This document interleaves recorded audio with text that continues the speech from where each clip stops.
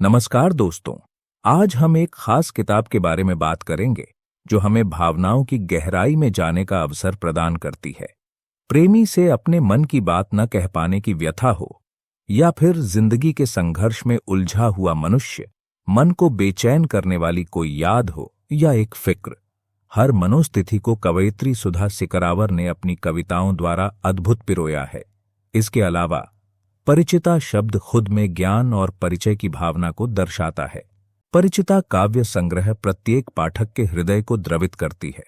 प्रत्येक पाठक जिसने इनकी कविताओं को रीड किया है, काव्य रस का पान करने हेतु अक्सर विवश हुए। काव्य के क्षेत्र में परिचिता अद्भुत एवं नायाब नमूना है। कविताओं ने अक्सर मनुष्यों की भावनाओं को शब्दों के माध्यम से एक साहस प्रदान किया है। जहां मनुष्य अपनी व्यथा किसी से साझा करने में संकोच अनुभव करता है, एक कविताएं ही हैं जो उसे एक साहस प्रदान करती है। यह बतलाती है कि वह अकेला नहीं है जिसने सब कुछ अनुभव किया। उसके इस संघर्ष में और भी उसके साथ है। कभी सोचा है क्यों हम मूवी देखने सिनेमा हॉल जाते हैं और मूवी खत्म होते ही या तो बेहद खुश होते हैं या बेहद दुखी, क्योंकि उस पर्दे के पीछे चल रही कहानी और किरदार से हम खुद को रिलेट करने लगते हैं। ठीक बिल्कुल उसी तरह जब आप एक किताब को रीड करते हैं तो उसके किरदारों से खुद को इस प्रकार रिलेट करने लगते हैं कि उसमें लिखा हर शब्द आपके मन को, आपकी भावनाओं को व्यक्त करने लगता है। ठीक बिल्कुल उसी तरह सुधा जी की कविताएं मनुष्य के हृदय की अनगिनत अनेक भावनाओं को व्यक्त करती है।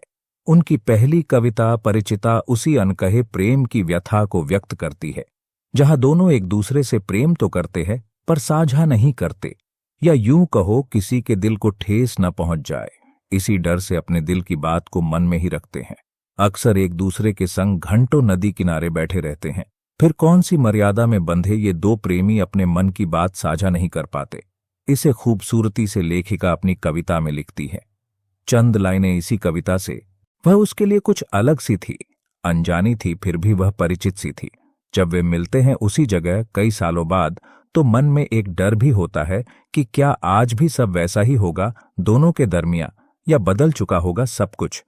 वही दूसरी ओर मनुष्य का मन किस प्रकार उसे छलता है जब जिस तरफ नहीं जाना होता उसी की तरफ अग्रसर होता है।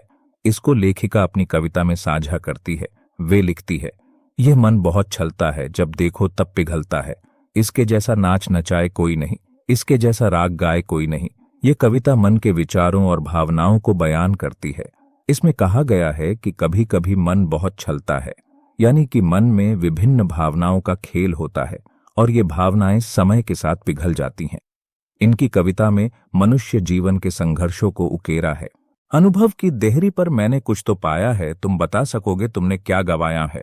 इनकी यह चंद पंक्तियां अनुभवों की महत्वता को समझाते हैं और कहते हैं कि जीवन में भले आप सफल न हो पाए, पर आपके किए निरंतर असफल प्रयास जो आपको एक अनुभव प्रदान करते हैं, उसका कोई मुकाबला नहीं।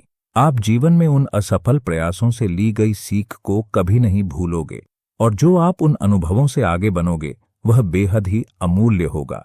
क्योंकि कहते हैं ना, लोहा जितना तपता है उतना ही मजबूत होता है। तो जिंदगी की दी हुई छोटों से न घबराए, बल्कि यह सोचे कि आप आने वाली चुनौतियों के लिए सक्षम हो रहे हैं। वहीं जब मनुष्य हर नाकामयाब कोशिश करता है प्रेम में, वह गलती दोबारा न दोहराने की, खुद को मजबूत करने की, पर अक्सर उस क्षण फिर कमजोर सा फील करता है जब उसकी 1000 कोशिशें उस एक शख्स के आगे घुटने टेक देती है। इसी परिस्थिति पे लेखिका लिखती है, पीड़ित होता है, भ्रमित होता है, चकित होता है, सोचता है अब हर कदम रखूंगा संभाल कर, फिर भी यह मन तरंगों के जाल में फंसता है। कुछ तो है शेष जो अभी भी स्पंदन करता है। प्रेम में अक्सर मन सही और गलत नहीं सोचता, बस सोचता है तो दिल से, और इसी कारणवश कई बार दिल टूटने पर भी एक आस लिए होता है कि काश एक दफा फिर से सब कुछ पहले जैसा हो जाए। कविताओं के अंत में उनकी क्षणिकाएं भी काफी मन को छू लेती है। जैसे कोई बात तो होगी उनमें कि खामोशी में भी हलचल हो गई, जो थी नजरें इधर उधर उन्हीं पर आकर क्यों ठहर गई। पंक्तियां जो कि एक तरफा प्रेम को बड़ी ही सादगी के साथ साझा करती है, ऐसा प्रेम जिसे बयां भी नहीं किया जा सकता और खुद को करने से इस मन को रोका भी नहीं जा सकता। वही लेखिका प्रेम के लिए लिखती हैं, प्रेम कीजिए ऐसे जैसे सारस पक्षी महान, संग हमेशा रहे जोड़े में, ऊंची भरे उदान, एक मरे दूजा तजे वियोग में अपने प्राण। उम्मीद करते हैं आपको इनका कविता संग्रह काफी पसंद आएगा। किताब रीड करके हमें कमेंट्स के माध्यम से बताइएगा जरूर कि हमारी यह वीडियो आपको कितनी हेल्पफुल रही। किताब का लिंक डिस्क्रिप्शन में दिया हुआ है, आप बुक को ऑनलाइन ऑर्डर कर सकते हैं। अगर वीडियो पसंद आया हो तो लाइक, शेयर और सब्सक्राइब करें। धन्यवाद।